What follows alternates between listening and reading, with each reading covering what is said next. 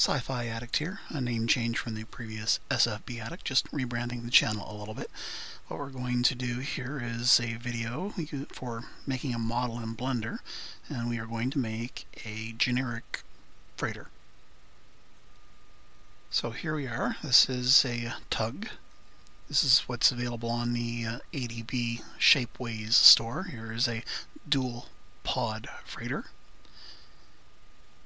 This is a Tholian freighter, single pod, and then a final single pod freighter. Now, we are not going to make one of these. We're going to make something similar along those lines, but something that's our own creation.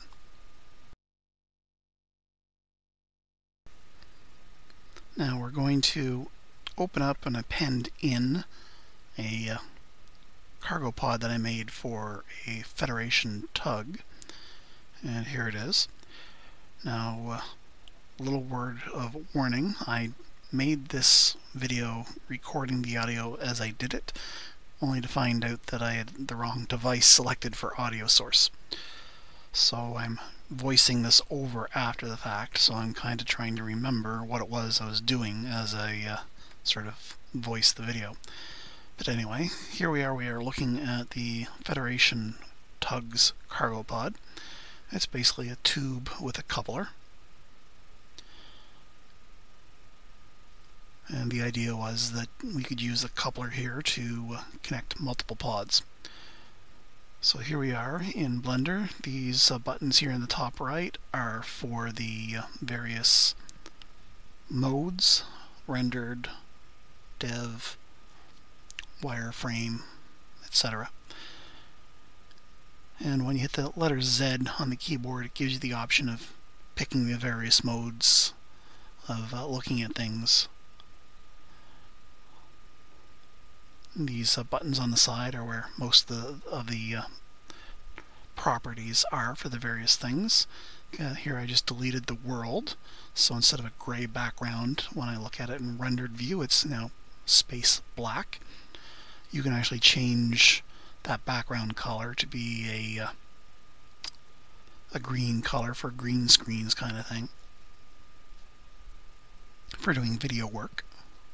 So if you render an animation with the neon green screen background, it makes it easier, I guess, to grab things and just do video work.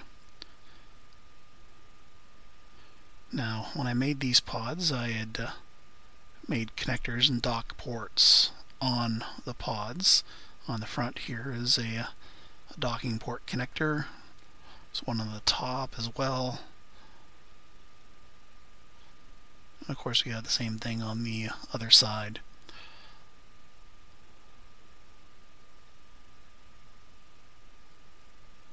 And these are just basically various different ways of connecting pods together to the couplers and to the ship.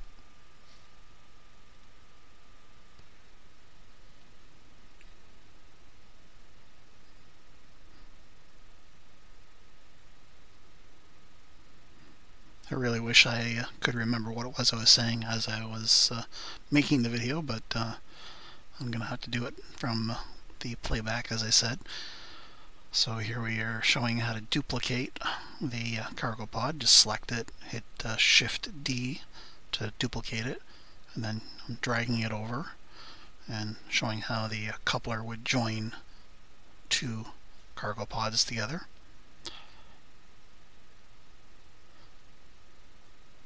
And now we're pulling up a mesh to make a new pod.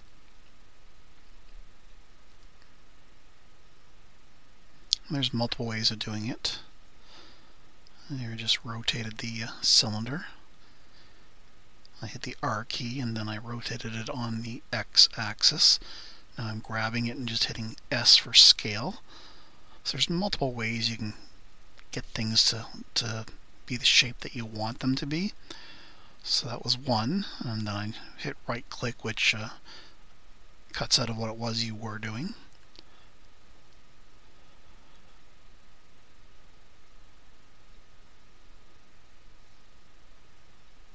For instance, the original cylinder was actually a sphere, which I just stretched in one direction. Okay, here I'm showing another way of scaling it, which isn't what I wanted.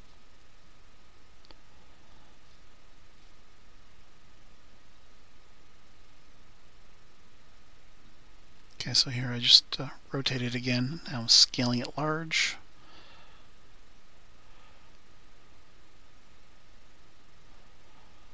And then I'm rotating it, grabbing it again, and scaling it, hitting Shift Z, I think. So it doesn't change the dimensions in the Z direction, but does in the X and Y, and that's one way of making it a thin cylinder. And then I just undid all of that, and we're going to do it a different way. So we're going to go into editing mode, and we're going to grab two surfaces. So if on the keyboard you hit tab, that when you got an object selected, that takes you into editing mode. And then I'm grabbing the two end surfaces. And then I'm just going to scale them along the Y direction. The yellow line, sorry, the green line in the background is the Y direction, and that little diagram in the top right hand corner basically was a diagram of what the directions are. So X, Y, and Z.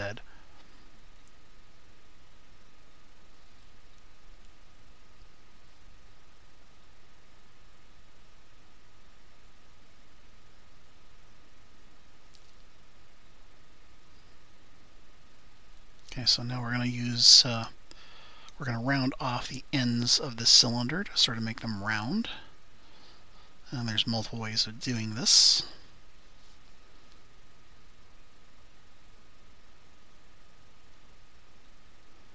Now what we're going to do is we're going to use the inlay. So I hit the letter I on the keyboard, shrank it in, and then I'm using scale Y. Another inlay.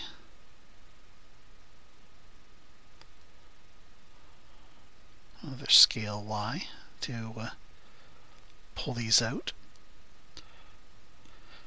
Now there is an add-on for Blender where it can show you what keys I'm hitting as I'm hitting them, but quite frankly they go by so quick that you really can't see them. But basically here I'm just using the inlay over and over again, and then scale Y to change dimensions. And as you can see here, on one of these goes here, instead of scale Y, I used G for go Y, and it didn't do the mirror on the other end, it actually pulled an indentation in. So I'm undoing all of that. I'm going back, instead of using go Y, I'm going to make sure that I use scale Y. And you can do it from either side of the cylinder, since I've got two surfaces selected. I'm just doing the same thing over and over again, just doing an indentation to make it smaller, and then scale Y, I'm pulling it out. And again here I demonstrated what happens when you hit G for go Y instead of S for scale Y, and then undid it.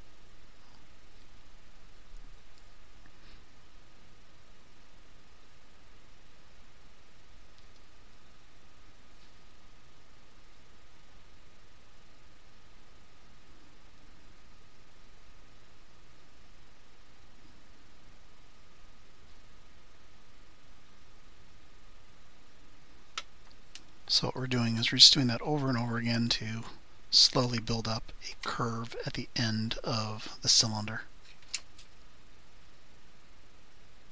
Okay, now what I just did here in my software editor for Kdenlive for video is I've doubled the speed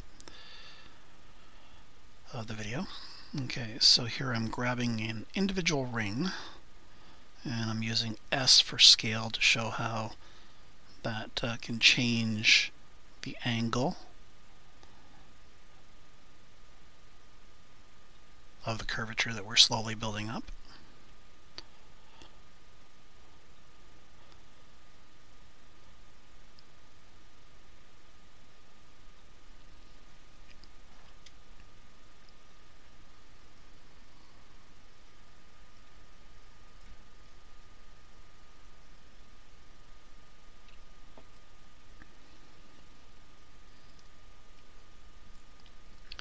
imagine I had a lot of chatter going on here.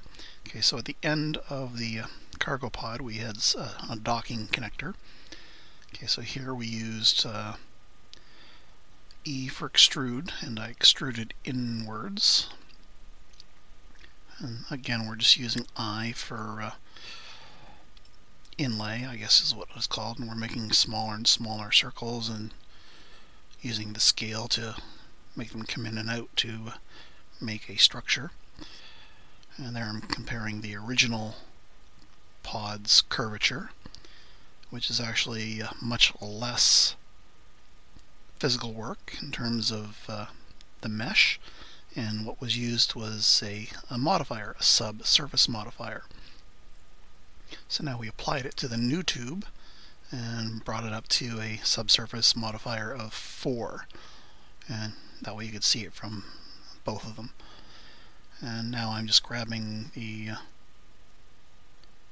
a couple of the lines here and using Shift E to make it a hard edge. That's what that red outline is. So as I've got the line highlighted, I'm hitting Shift E and then hitting 1 for the number. It goes from 0 to 1, and that'll let you change the hardness of the curve. And then I just undid all that.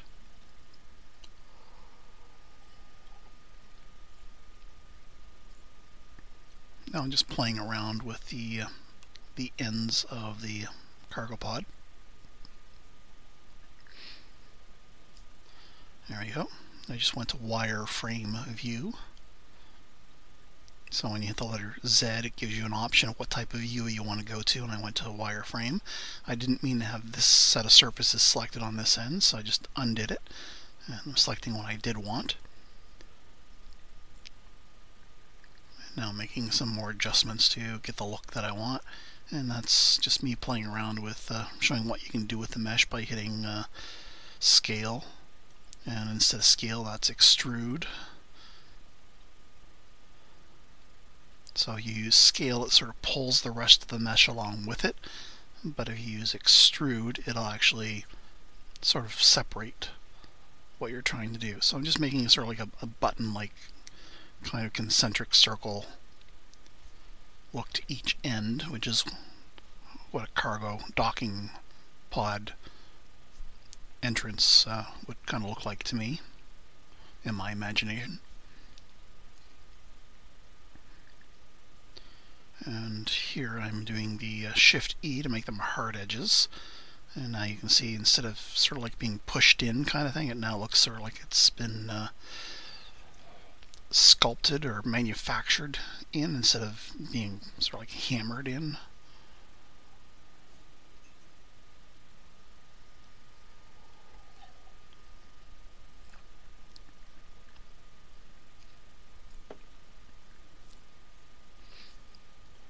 Okay, so that's a comparison between the old pod and the new pod.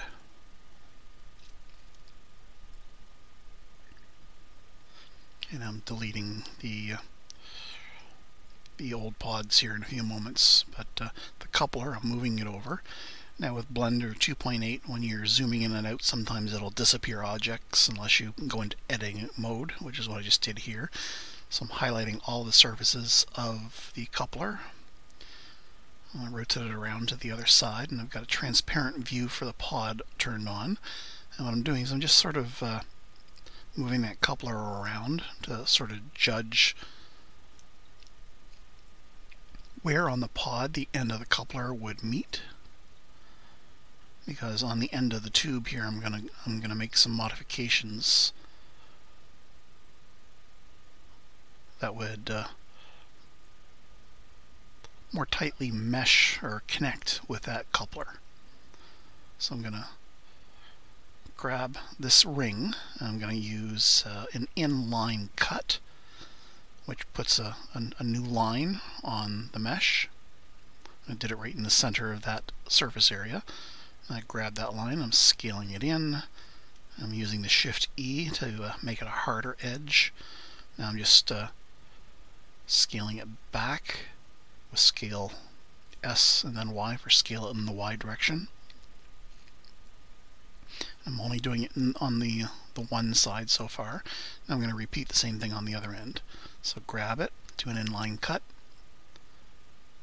grab that actual one line, scale it in, Shift E to make it hard, and then I'm going to move it down the tube, either with G for go, direction Y, or S for scale and direction Y. They do the same thing pretty much if you're only using it on one end. Now I'm looking at the subsurface modifier on the coupler to round it off. And as you can see, the coupler and the end of the tube now kind of sort of meet and sort of like to a much tighter type of connection. I'm going to a transparent X-ray view to center the coupler on the end of the tube, just to make sure I've got that sized properly to what I wanted. And this is the rendered view, and you can see the original pod is white and this new pod is not. And that's because if I go to materials here on the right and I look at it, it's an emission built into the original pod. So here if we go to a shader, this is how Blender does coloring and stuff like that. So we have a material out that everything else plugs into. We have a couple of mix shaders, and then we have, I do believe, an emission, which is what's giving the pod the color, the lightness. Whenever you do 3D animation or 3D rendering CGI, unless you put light specifically onto a surface, the surface isn't lit. So I used emission to make it a little bit easier kind of thing to see stuff. Federation pods are usually kind of white. So here I'm talking about the glossy, disconnecting glossy and letting you see what it looks like without glossy, and the diffuse, letting you see what the diffuse does. And there I just plugged it into the wrong thing when it went purple. And then we're going to look at the new pod, and this is the new Blender 2.8 stuff. It's what they call a principled BSDF instead of just a regular glassy or glossy BSDF. And it's got a lot more options on it.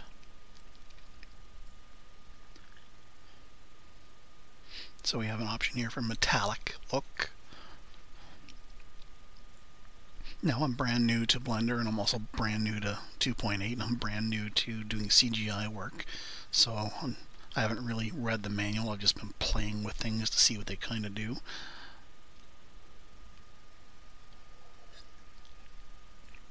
So as you can see, the metallic look can do coloring.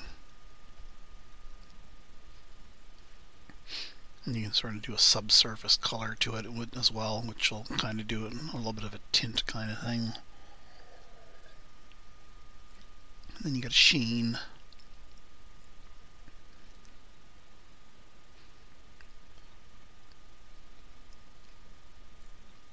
Now there is a light source there, and I'm just showing you what the different options will do for how that looks. There's the sun. And right now it's a point. I'm changing it to sun. Sorry, it's a lamp. I changed it to sun.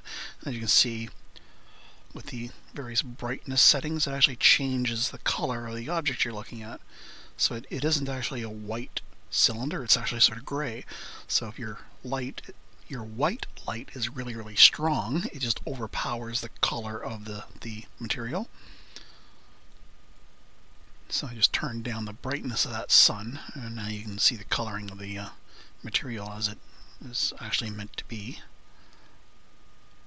So if I were to put a green sun there, it actually would affect how you see the material. And here I'm just trying to hook up an emission to the principled BSDF, because I just wanted to see what it would do if I plug it into various things, because as I said, this is new 2.8 stuff. I haven't read the documentation, so I'm just seeing what happens here, and it doesn't do what I want it to do no matter what I plug it into.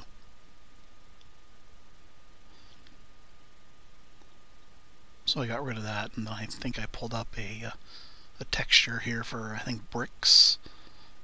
And played with some of the settings here to show what you can do with some of the pre-built stuff. So here at the end of the tube you can see it's a brick pattern, and then just playing with some of the settings.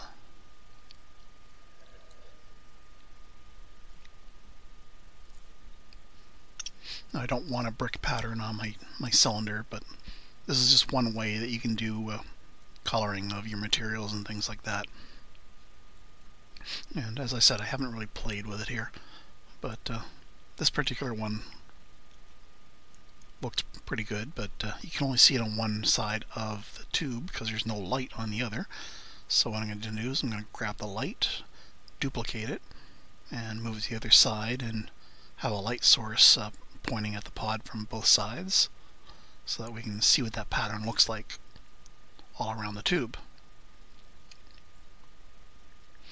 But as you notice, that second tube behind it is an emitting light emission white, which is part of why I did that. You don't have to worry about your lighting sources.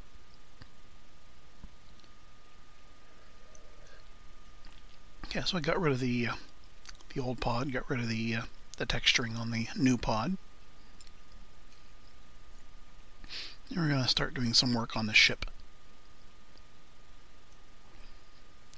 Okay, so the controls that I'm lighting up here is a surface selector. So I've gone into editing mode on the tube, and I'm scaling it. I'm just showing you what scale does. If I just hit scale and move left and right, and then I hit scale X, I'm showing you how that's different than the just scale.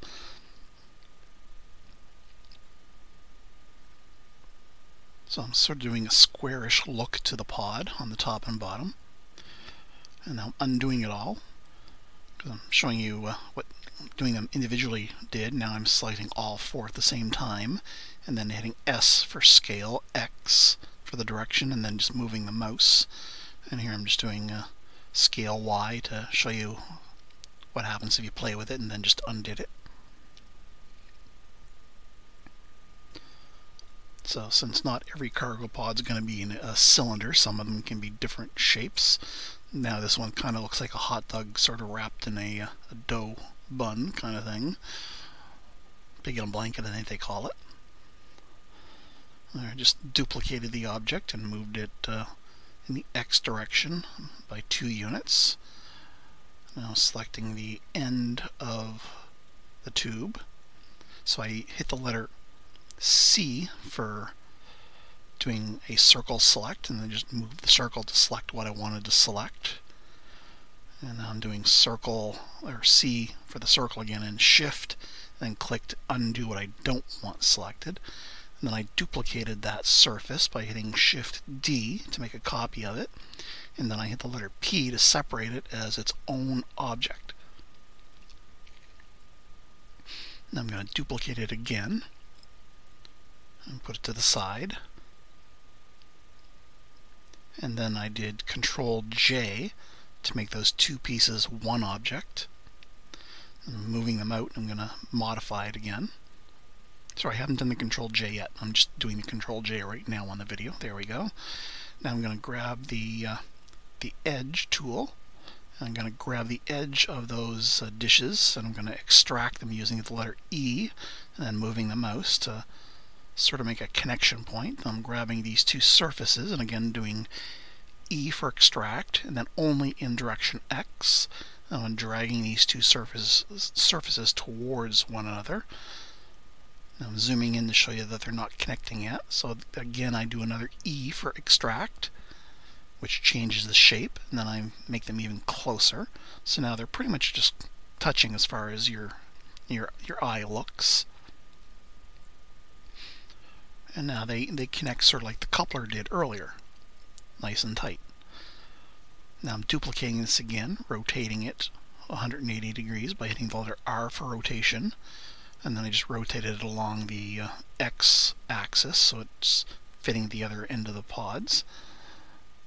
And now I'm going to use those objects to now start to make the front and the back of the ship. So one end of the ship is going to be the bridge kind of thing, and the other end is going to be the engines. Okay, so I just grabbed a sphere. So I'm going to do kind of like a Daedalus type look for the front So it's just basically a sphere. I'm moving it to be where I want it to connect to the other two pieces. And I'm using that C option on the keyboard to bring up the circle select, and I'm selecting the top and the bottom of the sphere.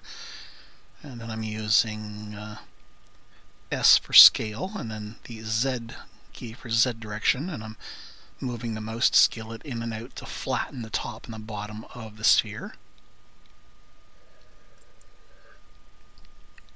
There was no particular plan for what I was making here. I was just playing with the shapes as I was going on. Okay, now what I'm doing is I'm grabbing 4 squares on the left and the right, and I'm going to extrude them out to the left and the right to sort of like make thruster controls. So there I did scale X, and then just move the mouse to scale them out in opposite directions along the X-axis. And then I just did the same thing along the Y-axis.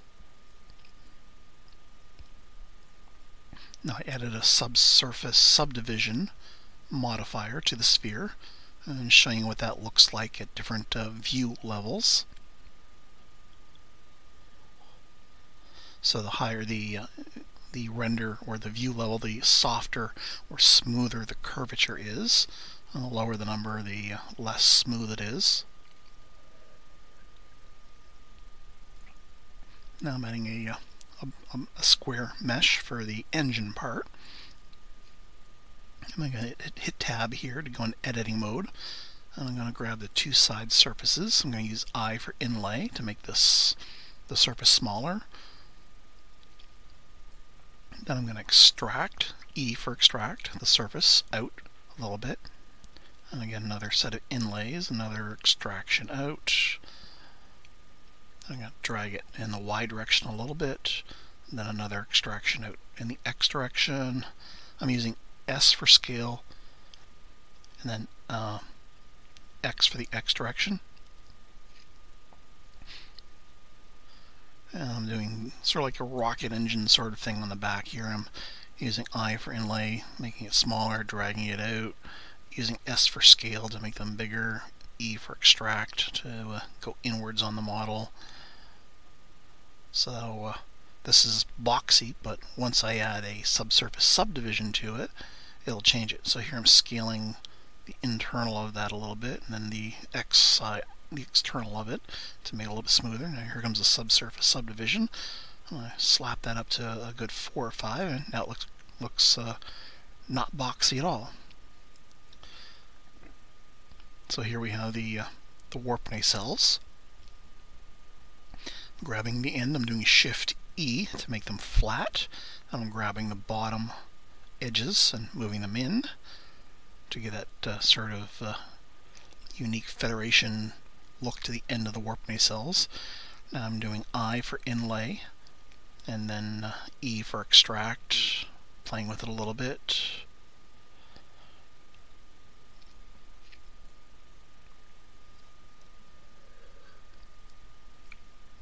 So I'm not giving this exact same look that I would if I were doing a Constitution heavy cruiser. I'm giving a slightly different look by using a different method of doing the end pieces. So I'm doing I for inlays, S for scale, and then I'm extracting inwards. Now when the subsurface subdivision is on it, it'll change it. So I'm selecting the ends, making sure I've only got the ends selected. Then I'm going into that Shift E, and I'm changing the crease level down to 0, which means it's not going to do the square edges anymore. It's going to do more of a curvy look.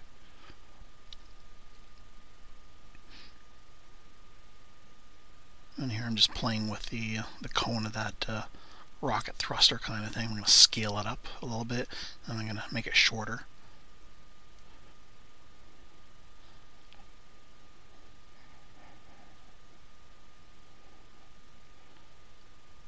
Moving it closer and positioning it.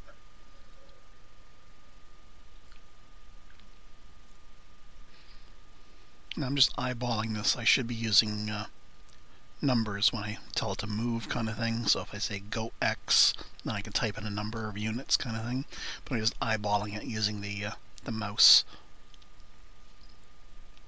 So here I'm just looking at the two tubes, seeing how much I'm covering it up, trying to get it to the center. Then I'm scaling the engine itself in the X direction to cover both of them. And there we go.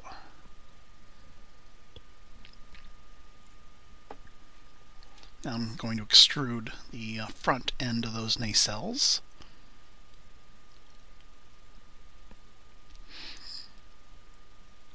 Again, E is for extrude. Now I'm doing a loop cut on the ends, because those will be the ball things, and then I'm going to grab the surfaces on the top, bottom, left, and right. I'm going to scale them. And here I decided to do them individually instead of both at the same time, because I didn't like the way it was deforming the rest of the nacelle. There we go, scaling it. Now, because they are not separate surfaces from the rest of the mesh, it affects the rest of the mesh as you're doing that. So if I wanted to, I could have separated them as a separate object and then scaled them. Here I'm bringing in a sensor dish for the front of it, and since I already made this multiple times, I'm just grabbing one from a previous model and appending it in, flipping it around and moving it into position. And you can see here, just by moving it X and Y, it's not exactly where you thought it was. When you look at it on a perspective view, you have to look at it in multiple angles to make sure it is actually located where you think it is. So I'm sort of just putting that in the middle front of the sphere, and then sizing the dish to be round. Whereas when it was on the Gorn, I used it in an elongated shape. Okay, now I'm going to do some work on these thrusters. So as the front and the back parts of the freighter connect and disconnect to the cargo pods, they're not going to be. They could either move around using tractor beams, or you could move them around using just little gusts of gas as thrusters. So I'm just making the thrusters. Now these are rather huge thrusters right now, and I scale them down much later when I think about it a little bit more and make them much smaller. But I'm just playing with the shapes as I'm going along here.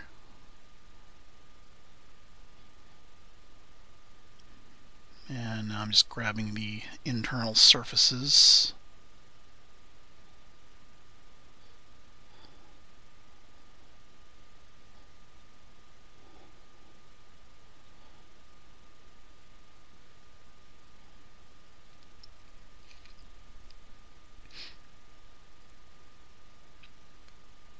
So I'm looking at it in wireframe view to make sure I'm getting the surfaces that I think that I'm grabbing.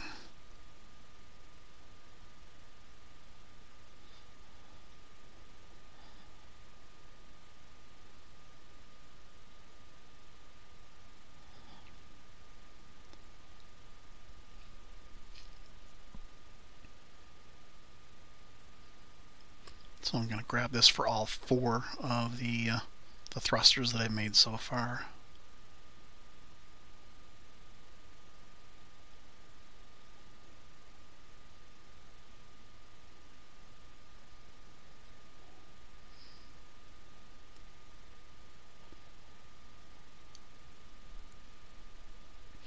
And then just one more to go.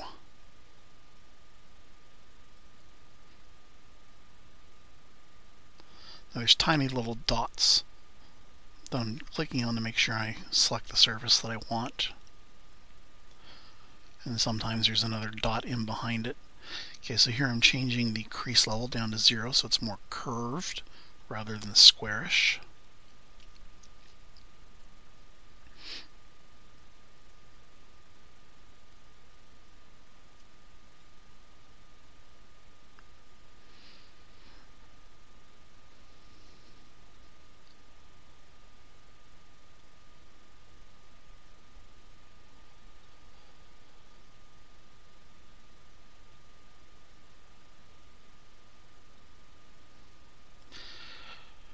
Now the front and the back are not connected. As you can see here, I just duplicated the cargo pods, giving an example of how much longer we can make the ship.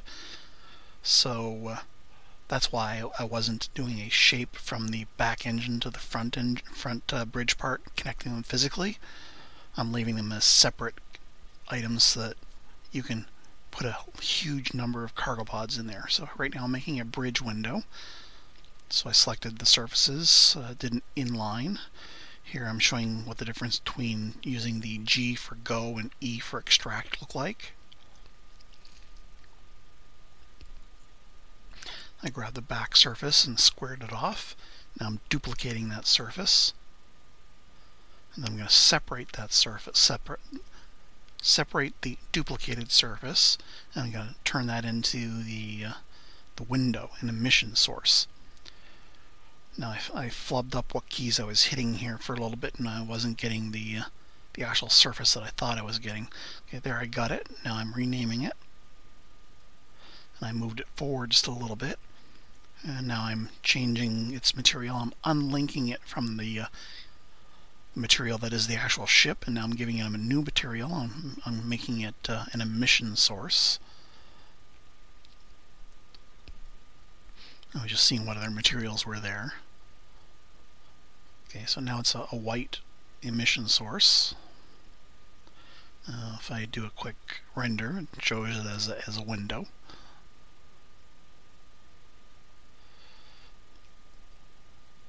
And as you can see, the window is indented into the ship.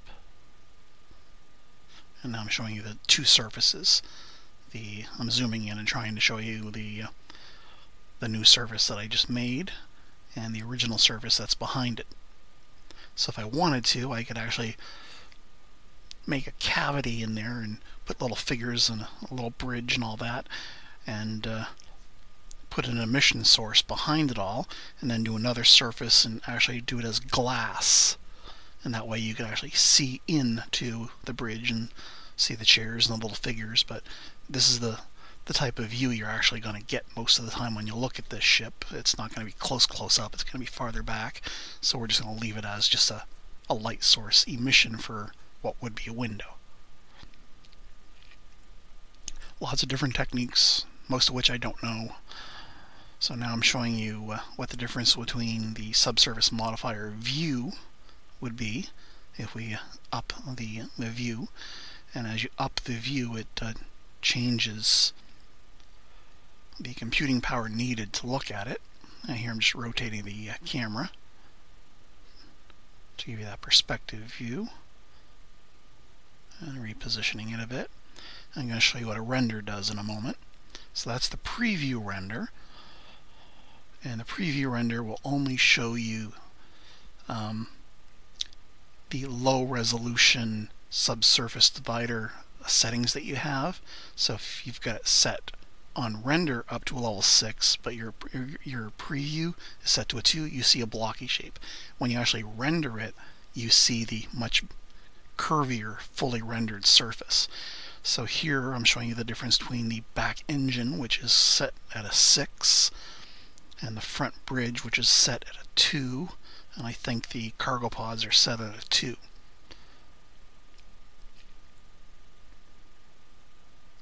So if we modify the render settings to a higher value, you get a curvier look.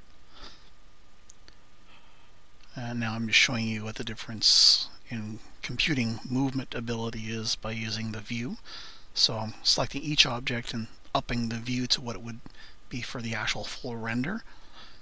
And then I'm going to try and maneuver around the ship, and you'll see that it's sort of jerky and slow and almost impossible to maneuver around the ship to look at the different views by using the view at a high setting. It's because it uses a lot of computational power to do that, which is why when you're using something like a subsurface subdivider, you change your view setting to a low number and you set your rendering number to a high number, and that way you get to see an odd, blocky, simple shape, but you can maneuver around it real easy as you're looking at different views and doing stuff.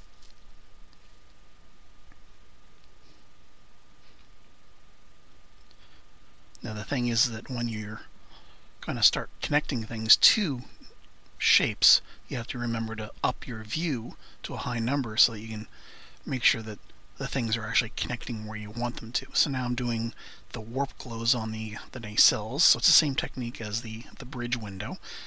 I just grab the two surfaces, do an inlay to make it smaller, and then grab the surfaces, do an E for an extract to go inwards, E for extract, S for scaling, move it in, and then grab the surfaces again, hit Control D to copy it, or Shift D, I forget which. And then I'm grabbing the copied surfaces, and then I'm going to move them outward a little bit, and then separate them as their own separate objects. Now here I'm showing you the two surfaces. So that lighted surface is going to be the illumination surface that emits light, and then that second panel behind it is the original surface, so I'm moving it slightly outwards. And now I'm separating it off from, or renaming it I should say, and I'm making the emission material. I'm making it slightly blue, and there it is in the render preview.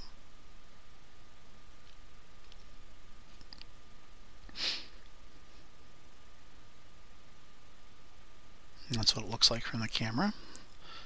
I'm just doing a quick rendering here to show what that looks like.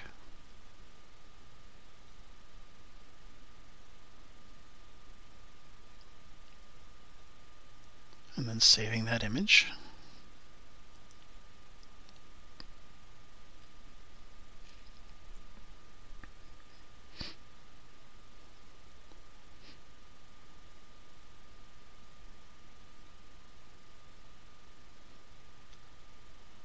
And I just noticed that the rendering levels all weren't set to higher levels. So I'm just changing that and rendering it again. So now you get a more glossy look all over the ship rather than just on one end of it. So for the thrusters on the front, I've got a forward and a backwards. Later I'll put a top and a bottom and a left and a right thruster on it as well. And this is pretty much the end of the video. This is the final rendering, and I will just throw in a picture of what it looks like after I do a little bit more work on it. So there you go. Hope you enjoyed the video.